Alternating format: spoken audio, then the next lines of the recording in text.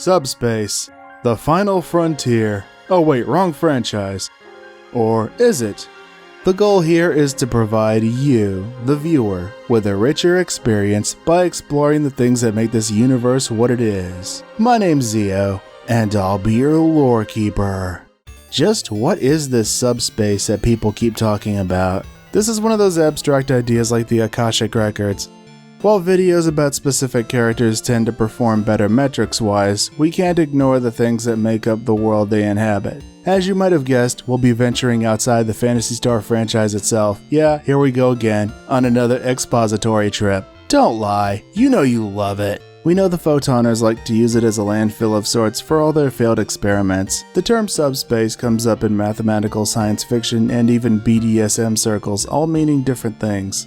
In mathematics, it can mean a space inheriting all characteristics of a parent space. On the surface level, subspace is a physical space that isn't bound by the same laws of physics as our universe. It's often used as a means of transportation and communications at speeds faster than light. The speed of light is around 186,000 miles per second, which is a little under 300,000 kilometers. Our galaxy, the Milky Way, is about 300,000 light years from one end to the other, and 1 light year is about 6 trillion miles. So even at light speed, leaving your own galaxy would still take a while. This is where subspace travel comes in. Subspace allows one to quickly travel across great distances and even dimensions that would have been unreachable otherwise. But where'd this notion first originate? You might be thinking Star Trek, right? Well, not quite. The concept goes back even farther than that. Farther back than even classic science fiction. One of the earliest depictions of space travel came from Johannes Kepler's novel Somnium. Kepler was a German astronomer and one of the key figures in the 17th century scientific revolution. In the novel, Kepler himself has a dream of an Icelandic boy and his mother who meet a supernatural being that tells them about traveling to the island of Lavania. The island in the story is the moon here on Earth. Somnium presents an imaginative view of how the Earth might look from the moon's surface. One of the earliest mentions of subspace, though, came in the 1930s with the pulp magazine Astounding Stories. These magazines contain several short stories and help popularize the term pulp fiction. One story in this magazine, called Released Entropy by Jack Williamson, spoke of a silver bird that plunged through millions of miles in a second. This was during a period dubbed the Golden Age of Science Fiction. The works of men like Isaac Asimov, E.E. Smith, and Jack Williamson would influence science fiction storytelling to this very day. Smith is considered to be the father of the space opera, a subgenre of sci-fi that deals with melodramatic space adventures. PSO2 and even the Phantasy Star franchise itself could be considered a space opera. Williamson is also noteworthy for being one of the first to use the term genetic engineering, which is also a prominent theme throughout the Phantasy Star franchise. In Phantasy Star Portable 2, the governments and corporations of the Goral system seek to make subspace travel a reality. Resources on the Goral system were dwindling rapidly, and its inhabitants needed to set their sights elsewhere. This is where subspace research comes in. Two of the key figures of that research are Natsume Shu and his son Shizuru. This leads me to a Japan-exclusive crossover with PSO2. One day Amelia and Vivian are on a subspace test flight. Things don't quite go how they planned, and the girls wind up crash landing on Nevarius. They do, however, get help with fixing their ship from ARKS. We've talked about the tower above Halpha in New Genesis before. Many other lore aficionados, perhaps more qualified at doing this stuff than I am, believe this to be a subspace vehicle. In our universe, I don't think we'll be leaving our own solar system, let alone our own galaxy anytime soon. At least not within our lifetimes. And maybe that's not exactly a bad thing. There are certain doors that you just don't want to open, and perhaps this is one of them. If you enjoyed this, well, you know what to do. And of course, share with your friends. After all, sharing is caring, right? As always, thank you so much for watching.